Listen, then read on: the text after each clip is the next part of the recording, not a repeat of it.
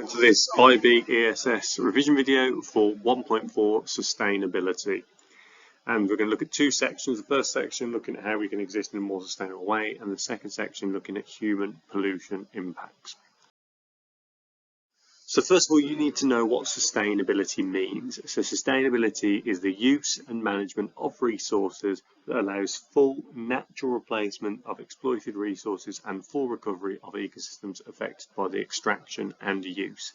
So effectively, if we chop down a forest, but by the time we've finished the forest, there is the new forest that has grown there in replacement, that would be sustainable. However, if we chop the forest down so quickly that all the trees and plants and animals die and they're not replaced, that would be unsustainable. And we are overstepping our sustainability, we're overstepping our biological footprint, because from our calculated biocapacity, human beings were in 1961 using 74% of the planet's biocapacity, whereas now we are using over 156%, which would suggest at some point in the future we will get to a point where our resources have disappeared, because that means they have not been able to replenish themselves in the way that we have been using them, and therefore at some point they will run out. So this is called the ecological overshoot. The idea that humans are using more resources than the earth can sustain to be replenished, and thus the resources are dropping and depleting. The rate is different around the world. So you can see here different countries who have different ecological overshoots. So Qatar uses up more resources than it can replenish, so it effectively uses up what it should use in a year by February the 9th, whereas Vietnam is a lot more sustainable, so Vietnam doesn't reach its overshoot day until 21st of December. And here you can see how over time the ecological footprint has changed, and how around the mid-80s we overtook the world's biocapacity. So from the mid-80s onwards, we are depleting resources that will eventually run out. Sustainability, you understand what non-sustainable practices are. This comes up so often in the exam, particularly in the later topics, and people forget to link it back to these 6 points. So you must learn early on that non-sustainable practices in the ecosystem include the following. So overexploitation of resources. So for example, water is a renewable resource, but we overexploit it. We use more water than we gain, and therefore we have water shortages globally. Use of non-renewable resources, so obviously fossil fuels would be a good example of that. Once they're gone, they'll be gone within our lifetime, they won't replace themselves. Pollution release, so don't forget sustainability is about not only looking after the resources, making sure you've got future resources, but it's also about not damaging habitat. So activities which release pollution are ones that are unsustainable. Introduction of invasive species, which outcompete the native species, habitat loss due to the development, and the release of greenhouse gases. I would also say other air pollutants as well, such as acid rain causing nitrogen dioxide, but greenhouse gases, methane, carbon dioxide are two of the main greenhouse gases. So why are we so slow to change our sustainability? Why don't we reduce the rate of ecosystem degradation? Why is it so slow? Well, a couple of reasons you need to know. The first one is inertia. This is the idea that once things are moving in one direction, it's hard to change the flow of behaviour and habits as a result. Economic interests, obviously there are strong economic forces which operate promoting economic development, and obviously a lot of the industries have that, particularly the big oil industries, etc.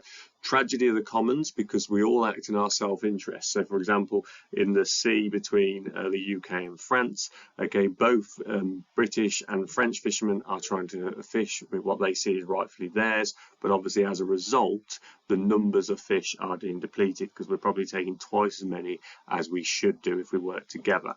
And misinformation and lack of awareness, basically often scientific evidence is often dismissed. People are not informed enough about environmental issues, because again the focus is often economic progress.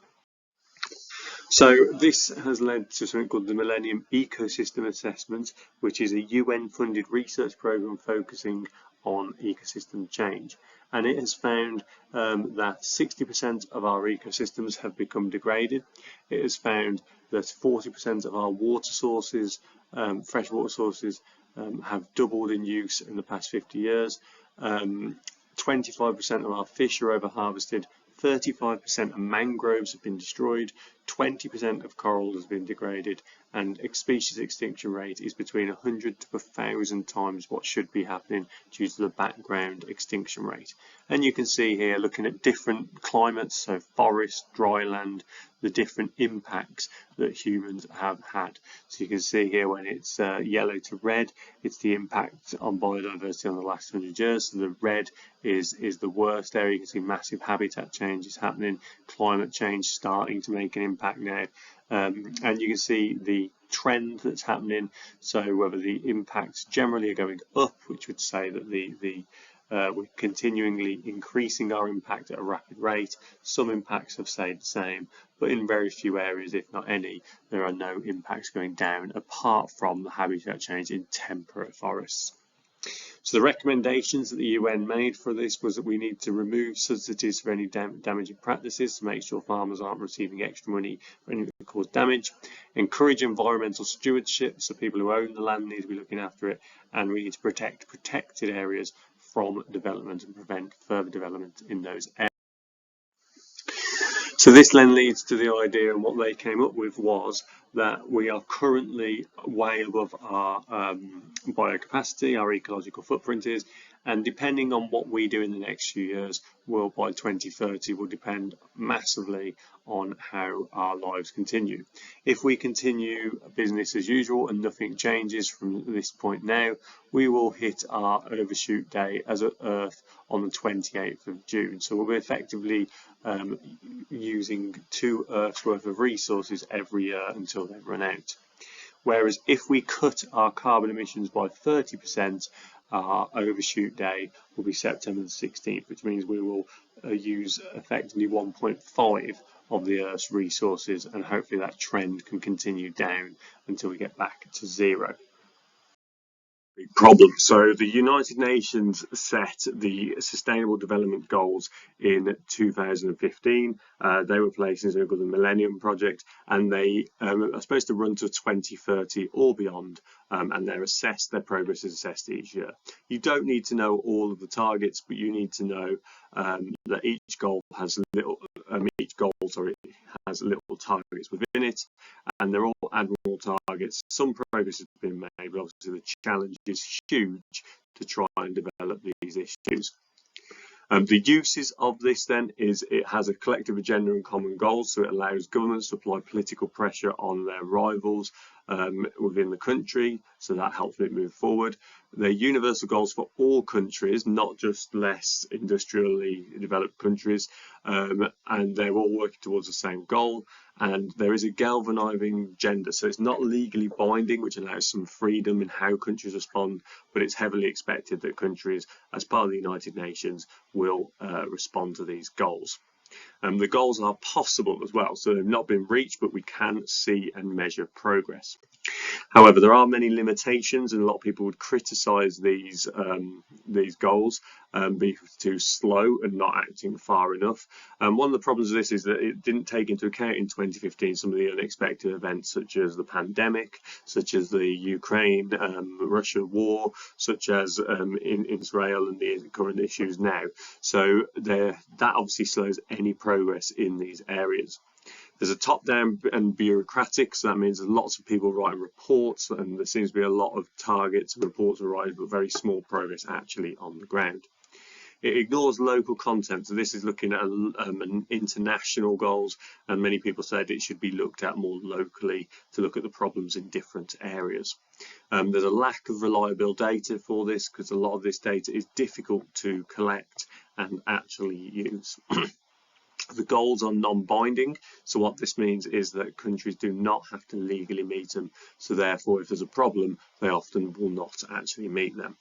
And often it ignores the underlying inequalities, so it often doesn't look at the causes of some of these issues and problems.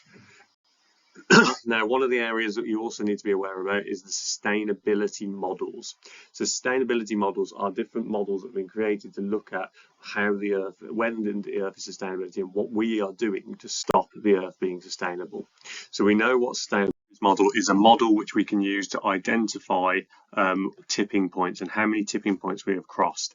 It looks at 9 key processes which regulate stability and resilience across the planet, and it was originally created by 28 of the internationally renowned scientists. So it's extremely respected and therefore has a lot of weight in the scientific community. They proposed a quantitative planetary boundaries method in which the humanity can continue to develop and thrive, and crossing the boundaries increases the risk of generating large-scale abrupt environmental change. So it basically addresses the question up to what limits can the Earth system be able to absorb human activity without compromising the living conditions of species. And you see the model has gradually been updated over time, made more complicated, and you can see how many of the boundaries have been crossed in the last 10 years. So the key thing about this is we have crossed a number of the boundaries at the minute. So 6 of the 9 boundaries there you can see are cleared, and we're rapidly approaching it with ocean acidification. So the current model has the following uses. It shows that identifies science-based limits to human disturbances. It focuses on more than climate change, which is obviously one of the big things that we always look at, but there are so many other issues we are often ignoring, and it alerts the public and policymakers for the urgent need to action. The problems or limitations of this model is that it only focuses on environmental systems, does not take into account the human action that's actually needed to overcome this. It doesn't take into account society and issues to do with that. It's our assessment of boundaries is obviously constantly evolving. So was this, you could argue it's a good thing, but this is a limitation for the model because these limits could be over exaggerated or under exaggerated.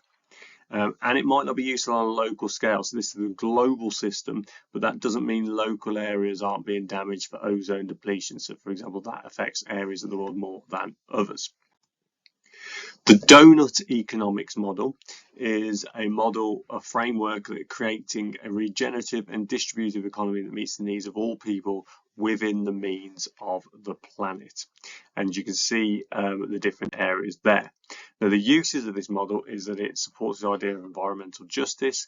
It has reached popular awareness. It's being used in different scales. So you can use it in countries, in businesses, in cities, on a global scale. And it supports action on sustainability. The limitations of it is that it is a work in progress. It's an evolving model. It will not work if people focus on individual or corporate and comparative wealth. It advocates very broad principles, and many think it needs to be more specific. It does not propose, therefore, these specific policies. One model is the circular economy model. Now, this is a model we'll look at in other parts of the course, but the circular economy model basically focuses on we're currently living in a linear economy, and the linear economy is unsustainable. So what the linear economy is the idea that we take a resource and we extract it, we produce a product, so we distribute, use it, and then we dispose of it. Whereas we should reuse products to make it more sustainable. So this leads us to the circular economy, which is more sustainable, and it's more sustainable because it's more restorative of the environment. It tries to use renewable energies in recycling. It tries to eliminate toxic waste production by reusing products. It eradicates waste through careful design, and it increases the use of recycling and reusing. And the circular economy model can be used within natural resources and in man-made resources as well. Now, the uses of the circular economy model are that it is allowing regeneration of natural systems, reduction of greenhouse gases, improvement of local networks to support local communities, reduction of waste, and changing consumer habits. But the limitations, many would say, are there's a lack of environmental awareness by companies and consumers, so they don't necessarily use this model for the right reasons. There's a lack of regulation enforcing the recycling of products, and some waste is not recyclable currently or is limited because of technical ability to do so. There's often a lack of finance. It's cheaper to follow the linear model, and therefore the circular model is not always